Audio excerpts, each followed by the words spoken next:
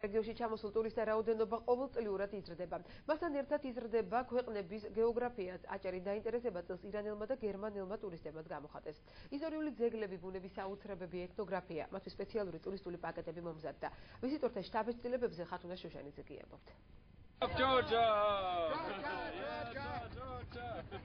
მიუხედავად ჩამოსული ტურისტული ჯგუფის უმრავლესობა ივნისის პირველ დღეებს უკვე მესამე წელია აჭარაში ატარებს. ამ ტრადიციას საფუძველი გერმანელმა მწერალმა მალფრედ დიმდემ ჩაუყარა. როგორც ის ამბობს, მას შემდეგ რაც საქართველოს ნახა და შეიყვარა, ევროპაში ამ ქვეყნის შესახებ ბევრს ხვება. სწორედ ამ გზით მან გამორჩეული ბუნებისა და ისტორიის მქონე ქვეყნით და განსაკუთრებით კი აჭარის რეგიონით ბევრი მეგობარი დააინტერესა. საქართველოში თავს ძალიან კარგად ვგრძნობ. აქ მესამედ ვარ და იმედი მაქვს, რომ მომავალშიც ბევრჯერ ჩამოვალ. საქართველო ძალიან ლამაზი ქვეყანაა. ევროპაში არიციან თუ როგორი ლამაზი ქვეყანაა ეს. უშინაც აღვნიშნე, რომ აქაურობა შვეიცარიას მაგონებს. ის რაც განსაკუთრებით მიზიდავს, ეს არის ეკლესიები, ძველი ისტორიული ადგილები. გასულ წლებთან შედარებით ქალაქი მნიშვნელოვნად შეიცვალა. კეთილმოეწყო ქუჩები. ჯგუფის ხელმძღვანელი ფიქრობს, რომ რეკლამირების მისეულმა მეთოდმა გაამართლა. ისტორიული ძეგლები, ბუნების საოცრებები, მთიანი აჭარა, ეთნოგრაფია. გერმანელი ტურისტების ყოველი დღე მაქსიმალურად დატვირთულია. შემეცნებითი ტურების პარალელურად დღის გრაფიკში ურეკის მონახულებაც შედის. ურეკის მაგნიტური ქვიშა ევროპელი ტურისტებისთვის არანაკლებ სასარგებლო აღმოჩნდა.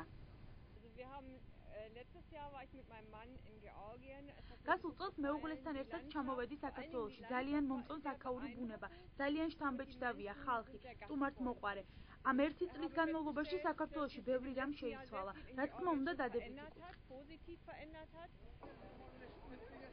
აჭარაში დასვენების სურვილი ირანელ ტურისტებს კი სხვადასხვა სატელევიზიო არხებზე გასულმა ვიდეო რგოლებმა გაუჩინა. 400 წევრიანი ტურისტული ჯგუფი ბათუმში კიდევ რამდენიმე დღეს დარჩება. ვიზიტორთა ტური მაქსიმალურადაა დატვირთული. უშინ ბათუმში თბილისიდან ჩამოვედი. აქ ჩამოსულა მაშინ გადავწყვიტეთ, როცა საქართველოს შესახებ რეკლამა ვნახეთ. გვინდოდა თავად გვენახა ეს სილამაზე, ბუნება ძალიან მომწონს. რეკლამის ნახის შემდეგ თქვენი არქიტექტურით დავინტერესდი. აქამდე ბათუმში არ ყოფილვარ. მომეწონა ძველი უბნები. ბევრ ქვეყანაში დავდივარ და ამ ქვეყნის მიმართ განსაკუთრებული ინტერესით ჩამოვედი. მინდა კარგად გავეცნო თქვენს ბუნებას, ხალხს, კულტურას.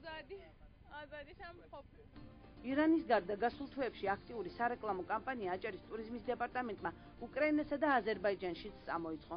სწორედ ამ ფაქტორს უკავშირებენ სპეციალისტები ბოლო დროს აჭარაში უცხოელი ტურისტების რიცხვის ზრდას. წელს საკმაოდ აქტიური სარეკლამო კამპანია მიდიოდა საქართველოსი უკრაინაში, ასევე არის დაინტერესება აზერბაიჯანიდან, ამ ორი ქვეყნიდან ჩვენ ველოდებით ტურისტების რაოდენობის ზრდას. მაგრამ ეს არ იქნება ისეთი დიდი რაოდენობის, რა თქმა უნდა, როგორც არის თქვა სომხეთიდან, თურქეთიდან, ირანიდან და ამ ტრადიციულად აქტიური ქვეყნები. კარგად ორგანიზებულმა სარეკლამო კამპანიამ და მრავალფეროვანმა ტურებმა შედეგი გამოიღო. ყველაზე მოთხოვნადი ბევრ ქვეყანაში აჭარაში დასვენების პაკეტებია. ჩვენი კომპანია ძირითადად ტურისტების ჩამოყვანაზე მუშაობს, რაც უფრო მეტი ტურისტი ჩამოიყვანოს აჭარაში. დაინტერესება ძალიან დიდია, კერძოდ არის სასომხეთიდან, აზერბაიჯანიდან, თურქეთიდან, ასევე ირანიდანაც, უკრაინიდანაც და ვიმედოვნებთ, რომ წელს შარშანდელთან შედარებით ტურისტთა გაორმაგებული რაოდენობა ჩამოვა აჭარაში.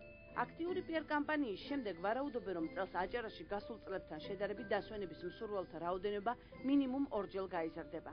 სომეხი, თურქი და აზერბაიჯანელი ტურისტების რიცხვს ირანელი და უკრაინელი დამსვენებლებიც დაემატება. თუკი ბოლო წლების ტენდენცია შენარჩუნდება, ფიქრობენ, რომ 2012 წლისთვის რეგიონს მილიონი უცხოელი ტურისტი ეწვევა.